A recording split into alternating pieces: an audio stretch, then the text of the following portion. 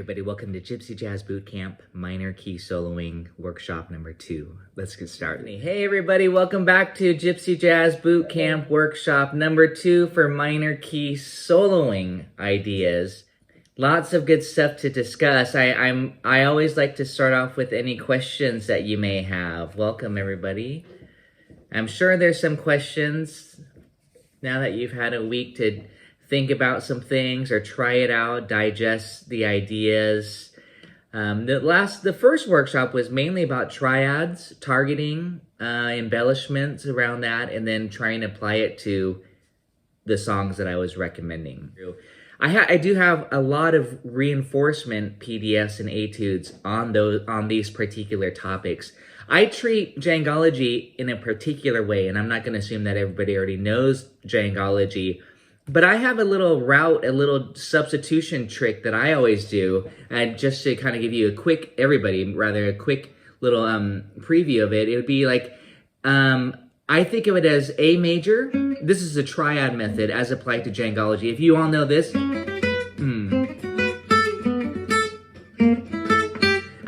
I think of this.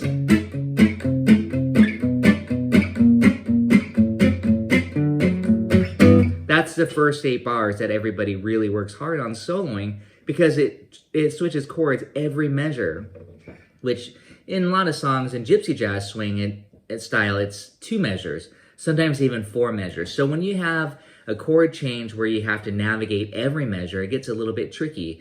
But here's my little quick hack for Djangology is I start off with A major, then I diminish it. Then I move it down, G major, then I diminish it. And that follows the changes. Then I go to A minor, then I diminish it, then I go to major. And so then you can go.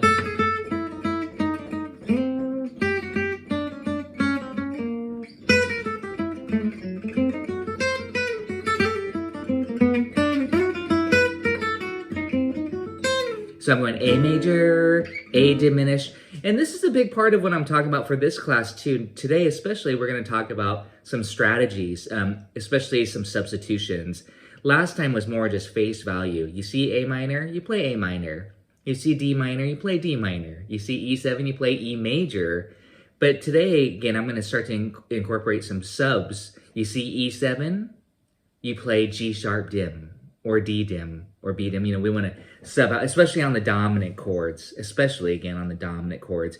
So that's one of my tricks for Djangology, is just kind of a demonstration. That's a very particular song. There's a lot of different methods. Then we could do the easy arpeggio method that I'm going to discuss about today. So just overall, as we're all just working on these songs in general, whether it's major key or minor key, face value, be able to just play through the tune, just triads, navigate through the song, choose songs that are comfortable, that don't have too many chord changes, that are at your level. Maybe after you've gone as maybe too many chord changes, that you want to focus on simpler songs like Sweet Georgia Brown, or where it's 4 bars per chord. So again, choose an appropriate song for your level. I am going to show you some tricks again, like today with Topsy, for example, or a Blue Drag, where there's some bass line movement. What do? Do you have to hit every chord? We're not going to dive too deep into it, but I'm just going to show you how I like to simplify. So again, choose appropriate songs, apply your triads, face value, learn all those little embellishments, lower neighbor. And we can review this today. We'll put on some minor key songs, of course, for this workshop. Upper neighbor, the Mona Lisa, whatever. You might say, oh, I really love the triplet one, the a la Django.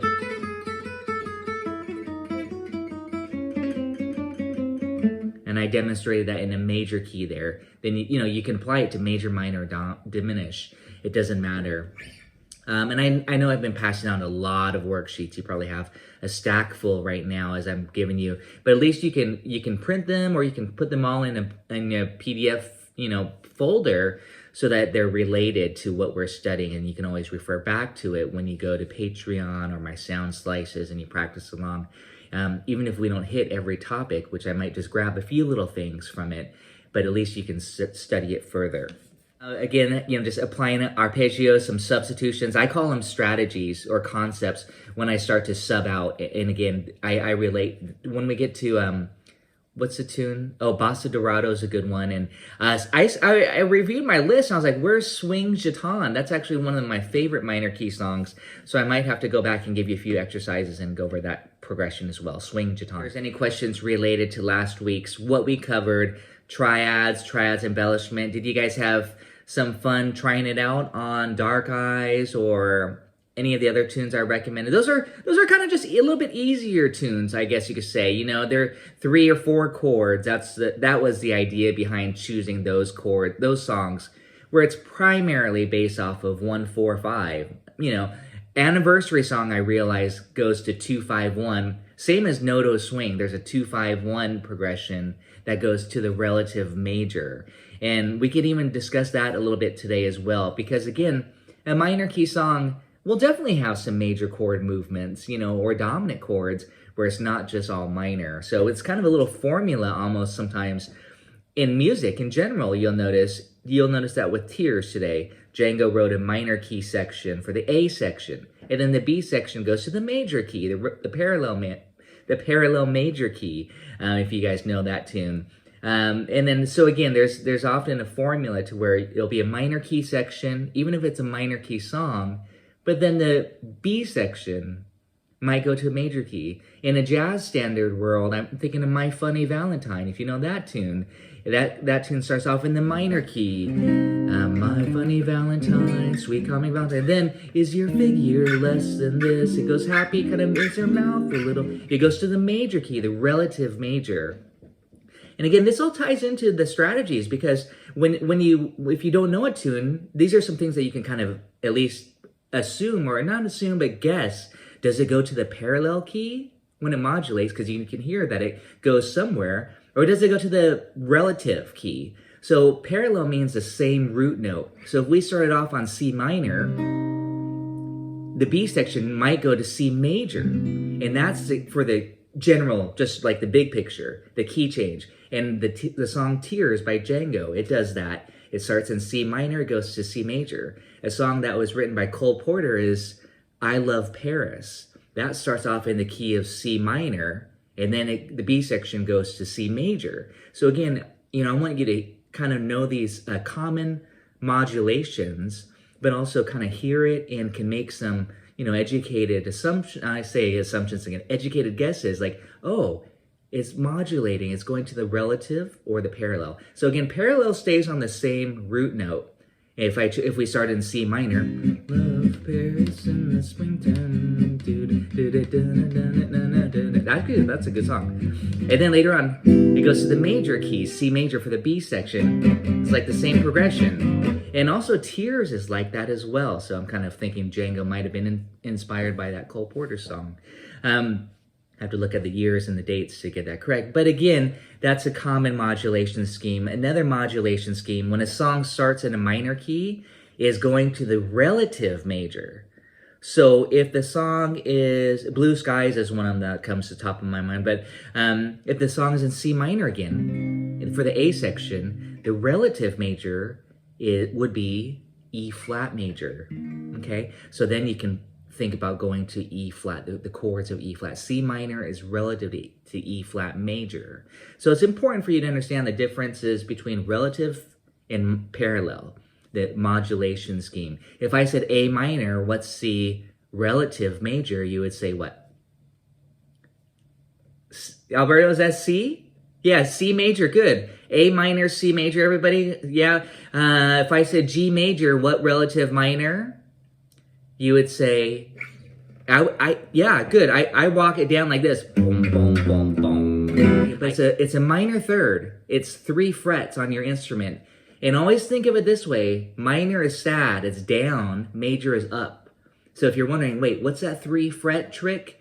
If I said C major, you go down 3, and that's A minor, okay? And of course, if you're in a minor key, and if I say, what's a relative major, you got to go up 3 frets. So if I said A flat minor, you'd go, or G sharp, people will call it G sharp minor more commonly, you'd go up 3.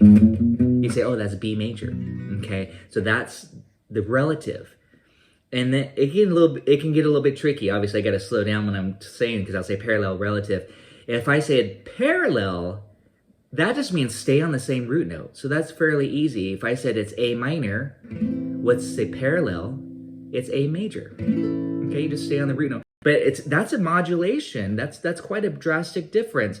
But that's very, very common. Pop songs, While My Guitar Gently Weeps, that does that. It's in the key of A minor for the verse, and then the chorus goes, I don't know why, nobody told me. That's the same modulation scheme as Django's Tears, and that's my little thing. If you've seen my YouTube videos, I always say, George Harrison might have been inspired by Django's Tears for his weeping guitar song, where it modulates the exact same scheme, almost the same kind of progression.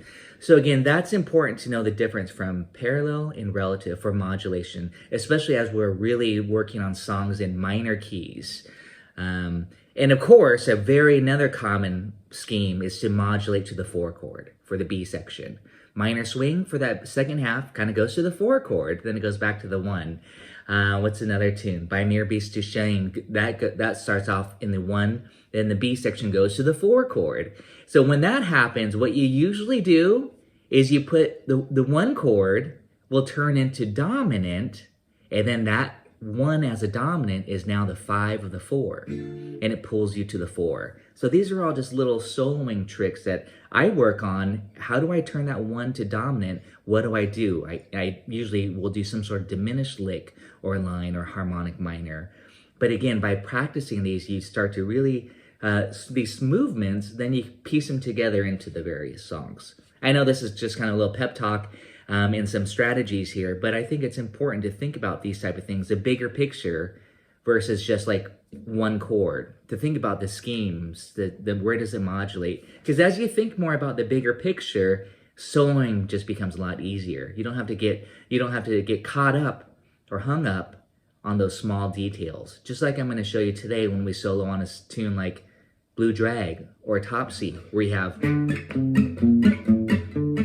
you might have a bass line movement. Some people are like, well, what do I do on that dominant chord? I'm like, just think D minor. It's just all in the key of D minor. You're overthinking if you're trying to hit every little chord change, even though on the charts, you might see a lot of bass line movement.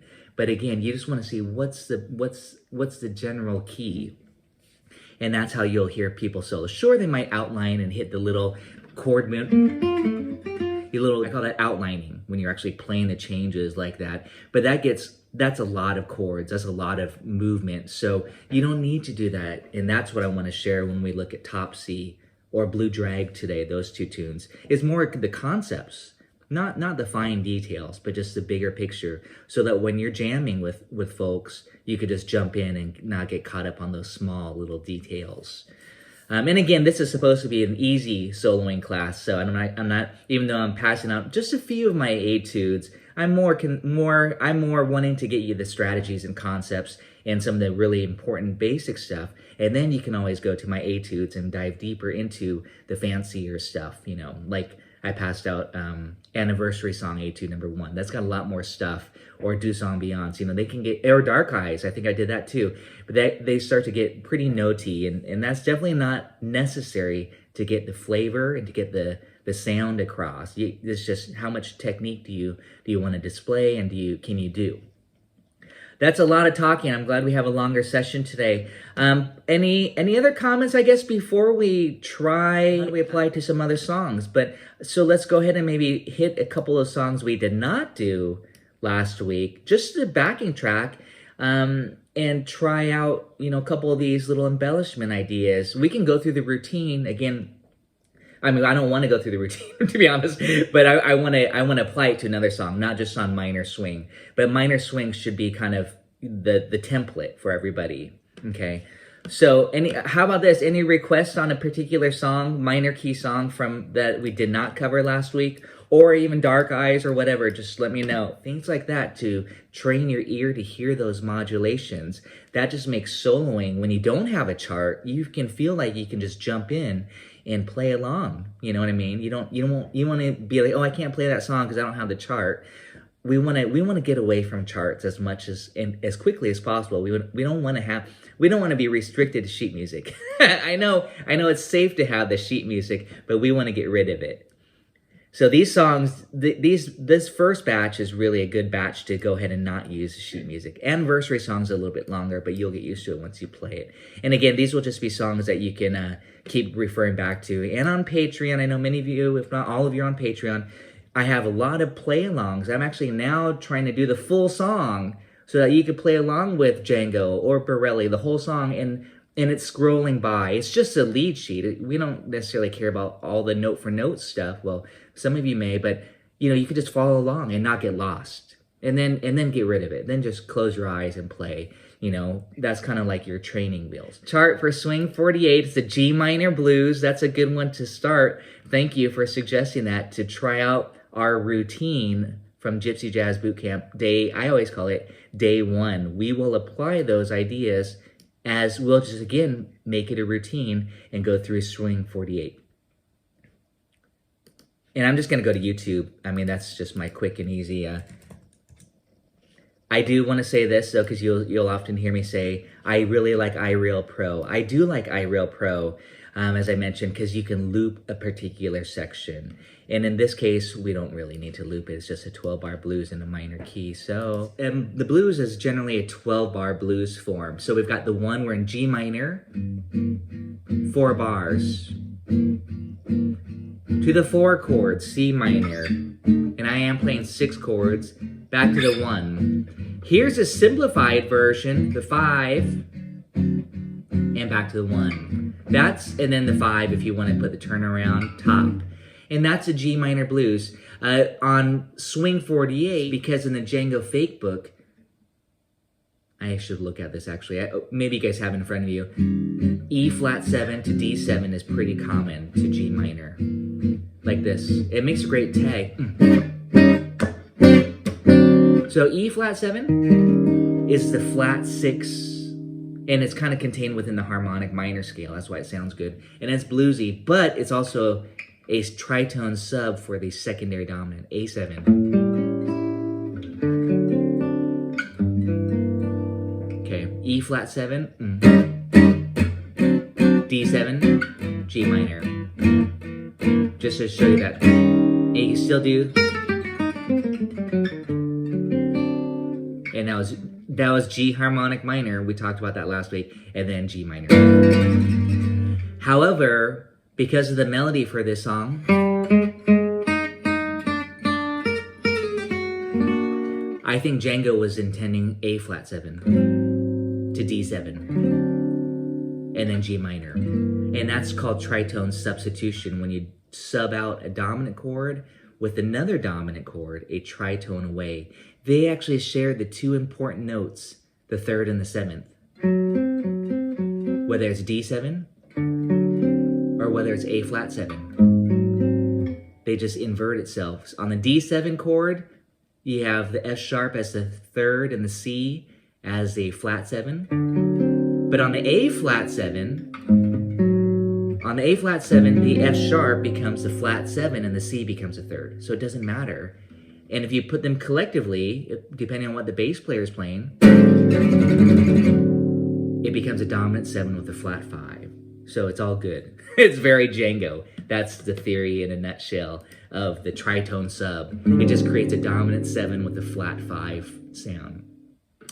But I'm going to show you some fun things to do with tritone subbing and improvising, especially if we visit my swing chaton materials, because that's when I like to use it. But I also use it on no-toe swing too, if we hit that one. Okay, so I've got the backing track loaded there. Oh, so basically what I was just saying though, is just play D7. I didn't say it, but just think D7 instead of E flat or A flat. Just stay on the 5 chord there. You could do, remember that little trick we talked about last week, this. That's that half step above the 5 chord. So you'd be thinking D and E flat.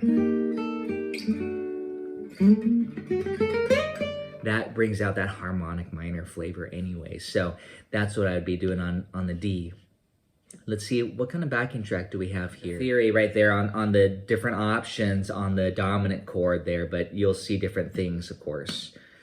I just say simplify it and just think D7 for 2 bars on measures 9 and 10. Then on 11 and 12 of the 12-bar blues, just go back to G minor. Keep it simple. 1, 2, 3, 4. I'm just checking it out before I jump in. I just want to hear what their feel is.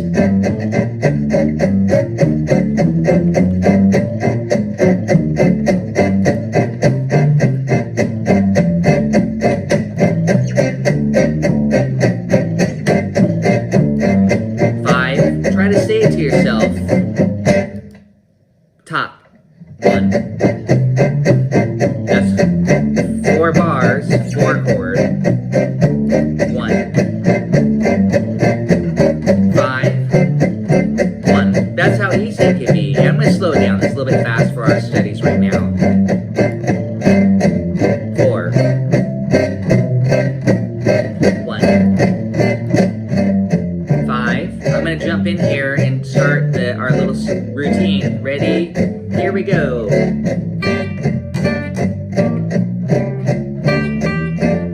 C minor.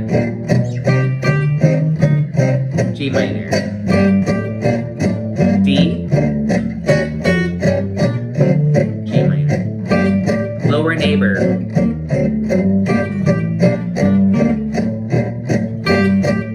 C minor. G minor. D coming up to 5. G minor. Upper neighbor.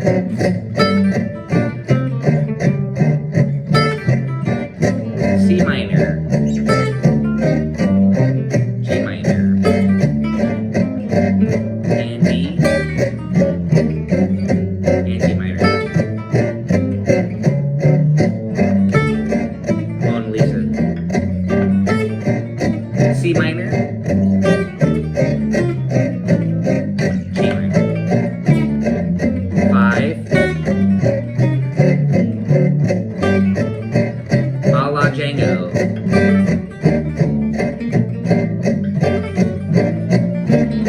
C minor. G minor. D.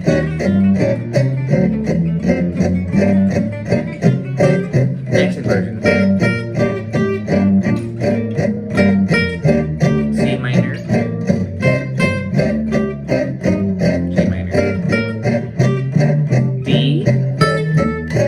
This is just targeting the chord tones only. And lower neighbor. C minor. G minor. D. And G minor. Ready? Upper neighbor.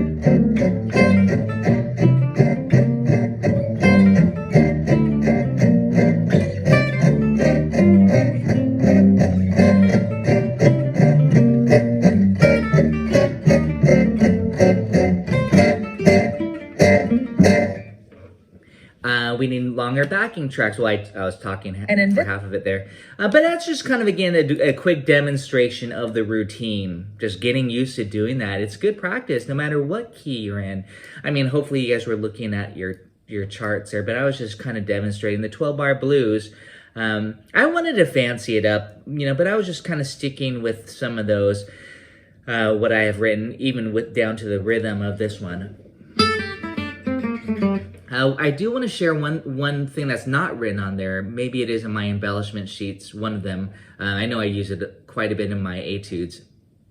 And on this upper neighbor is, and I might have talked about it last week, forgive me if I forgot. I had to review my video too.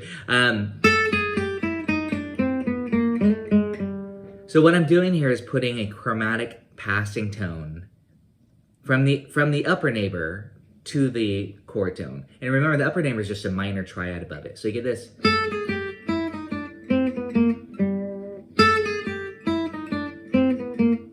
C minor.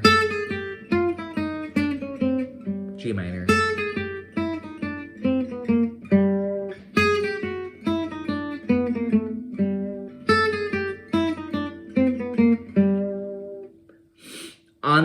On the D one, I generally don't do that. So I just wanted to play it, but I don't do it that way necessarily. It didn't sound bad, but I generally do a harmonic minor scale. So what I wanted to demonstrate was mainly for minor. Then I do it as a triplet. And again, that's the passing tone. So and then you can have a lot of fun. It starts to add some chromaticism. That's the main concept, is make it slippery, make it with the chromatic, like kind of has that slippery. And there I took it through the whole arpeggio, the whole. And there I played it also as a triplet. Da da da da da da da da da.